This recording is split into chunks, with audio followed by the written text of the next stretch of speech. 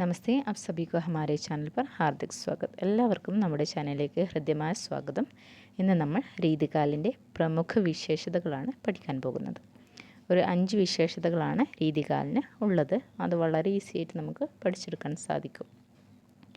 ഒന്നാമത്തെ വിശേഷത പ്രകൃതിക ഉദ്ദീപൻ രൂപമേ ചിത്രൻ. അപ്പോൾ പ്രകൃതിയുടെ ഉദ്ദീപൻ രൂപത്തിലാണ് ചിത്രം വരുന്നത്.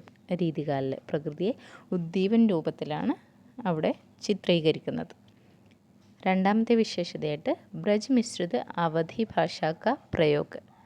അപ്പോൾ അവധി ഭാഷയാണ്, പക്ഷേങ്കിൽ എന്താണ്, ബ്രജ് മിശ്രിതാണ്. ബ്രജ് മിശ്രിത് അവധി ഭാഷാക്ക പ്രയോഗമാണ് രീതികാലിൽ വരുന്നത്. മൂന്നാമതായിട്ട് വീർ ഏവം ശൃംഗാർ രസ് കി പ്രധാനത. വീർ ഏവം ശൃംഗാർ രസ് കി പ്രധാനത. അപ്പോൾ രീതികാലിലെ ഏതൊക്കെ രസങ്ങളാണ്? വീർരസമുണ്ട്, കൂടെ തന്നെ ശൃംഗാരസവും ഉണ്ട്. നാലാമത്തത് നീതി ഔർ ഭക്തി സംബന്ധി കാവ്യരചനായി. നീതിപരവും ഭക്തിപരവുമായ കാവ്യരചനകളാണ് രീതികാലിൽ ഉണ്ടായിട്ടുള്ളത്. അഞ്ചാമത്തേത് മുക്തക് കാവ്യരചനായി. അപ്പോൾ രീതികാലിലെ രചനകൾ എന്താണ്? മുക്തക് കാവ്യരചനകളായിരുന്നു. അപ്പോൾ ഈ 5 വിശേഷതകളാണ് രീതികാലിൽ വരുന്നത്. ഇതൊന്ന് പഠിച്ചു വെക്കുക.